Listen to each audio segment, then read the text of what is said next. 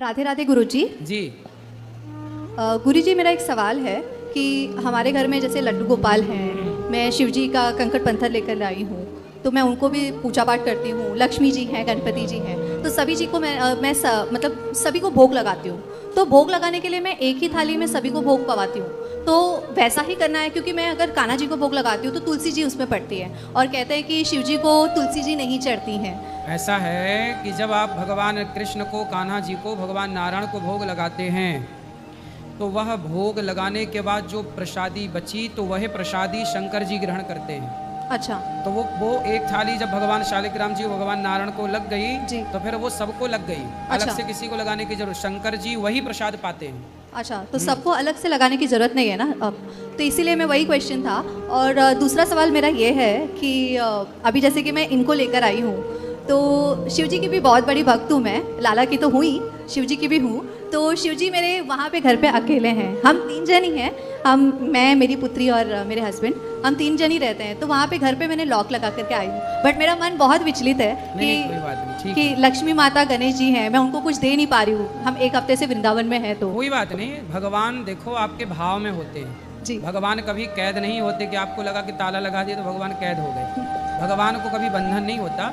भगवान जहाँ भाव से पुकारो वहाँ होते हैं जी। ठीक है, जब आप यहाँ हैं तो भगवान यहाँ हैं, जब आप घर पे हैं तो भगवान घर पे हैं जी। ऐसा भाव रखना चाहिए। जी जी। और एक और चीज़ है, माफ़ी, बट आपने एक कथा में कहा था, जो मैं सुनती हूँ आपकी कथाएं हमेशा, तो एक रील पे आपने कहा था कि जब भी आपकी सास हो या ननद हो, तो अगर आपका घर है, आप जब एक बार शादी करके आती हैं तो वहीं पे रहा करो, कुछ भी हो जाए, भले ही कुछ भी हो जाए, कितना भी परेशानी झेलो, लेकिन आप वहीं पे रहो, उनके छाती पे मूंग डालो, जैसा कि आपने कहा था।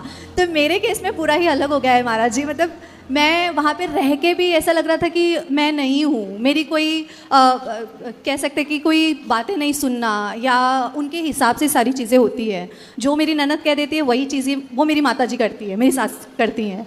तो उस केस में मुझे क्या करना चाहिए? मैं बहुत ही उस चीज़ को लेकर परेशान। ननद की अभी तक शादी नहीं हुई? जी नहीं महाराज जी, वो भी मेरे सेम एज की ही है। फटाफट उसकी शादी कराओ। वो कर ही नहीं रही है ना महाराज जी, वही तो दिक्कत है।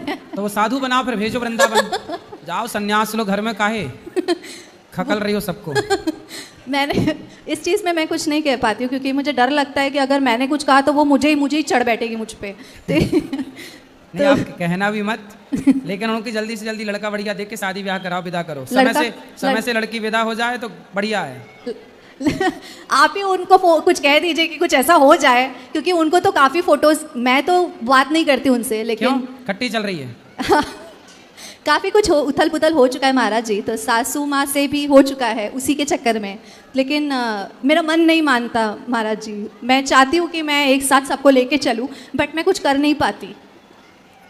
सही है, जब माँ अपनी बेटी के चक्कर में पड़ जाती है ना, तो फिर वो दोनों माँ बेटी दोनों गुरु शिष्य हो जाती हैं महाराज जी। मैं अकेली कोई हो समझा जाती नहीं सकता। यदि माँ बेटी की ट्यूनिंग बन गई तो फिर उन्हें ब्रह्मा नहीं समझा सकते। है ना? जैसे आज एक बेटी अपनी माँ को यहाँ छोड़ के भाग गई हमारे पास वृद्धाश्रम में, तो बेटियाँ यदि अपने, अब जैसे उसकी शादी भी हो जाएगी ना जी, तो पति के संग में नहीं रह पाएगी अच्छे से जी, क्योंकि वो जहाँ माँ और बेटी की ट्यूनिंग बैठी, फिर वहाँ वो 2 परिवार बिगड़ते। अभी एक्चुअली वो कमा रही है ना महाराज जी, तो उन्हें ऐसा लगता है कि मेरी बेटी कमा रही है तो वो मेरा घर देख लेगी। अच्छा, तो इसलिए माँ शादी नहीं कर रही है? नहीं कर शादी करेंगी तो पैसा चला जाएगा। और वो रुकती भी है ना महाराज जी, उनको फोटो दिखाया जाता है, बट वो सारे लड़कों को मना कर देती है। सारे लड़कों को कई फोटोज दिखाए गए हैं मेरे रिश्तेदारों में, लेकिन वो पसंद ही नहीं करती किसी को। अच्छा है वो लड़के बच ही रहे बेचारी से। भला है उन लड़कों का, बच गए। तो उस केस में क्या करना चाहिए महाराज जी? बस बचने दो, लड़कों को ना मारो ना मरवाओ। तो मैं अभी वहाँ से अलग रहती हूँ महाराज जी। आप अलग ही रहो बिल्कुल, क्योंकि बहुत दिक्कत हो गई थी महाराज जी इस वजह से। तो मैंने कुछ गलत तो नहीं किया? क्योंकि नहीं, अलग रहो। तो आपकी सास आपसे बात नहीं करती? नहीं महाराज जी, यहाँ आने से पहले, वृंदावन से आने से पहले मेरी बेटी एडमिट हो गई थी। हाँ। काफ़ी उसे इन्फेक्शन हो गया था ब्लड में, तो जिस वजह से हमने उसको एडमिट किया था। तो उस समय में वो आई थी, वो जो भी जेवरात चढ़ाए थे शादी के समय, वो सारी चीज़ें उन्होंने मांग ली महाराज जी। अच्छा, मांग के चली गई? हाँ जी। तो आपने दे दिया?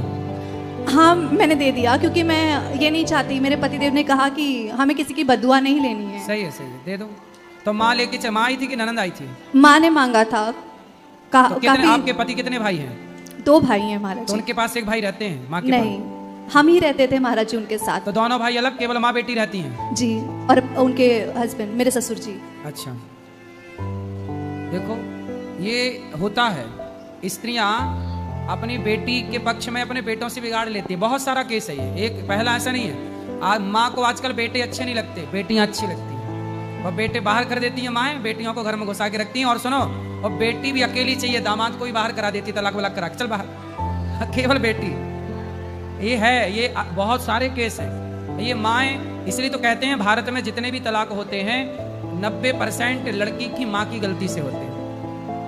लड़की की जो माँ है वो आजकल मंथरा का पूरा रोल निभा रही है। बट महाराज जी सब कहते हैं ना कि बहू खराब होती है, बहू खराब होती है। बहुएं खराब नहीं होती। लेकिन एक समय ऐसा भी आता है कि बहुओं को भी बोलना पड़ता है महाराज जी। जब तक हम ना बोले तो ऐसा लगता है कि नहीं ये गलत है, गलत है। वही तो, नहीं बोले तो पाकिस्तान चढ़े जा रहा था, चढ़े जा रहा था, बोले तो टुप्पा ही टाप हो गया। बोलना पड़ता है जी, तो ये मैंने गलत तो नहीं किया ना महाराज नहीं, जी? आप सही किए।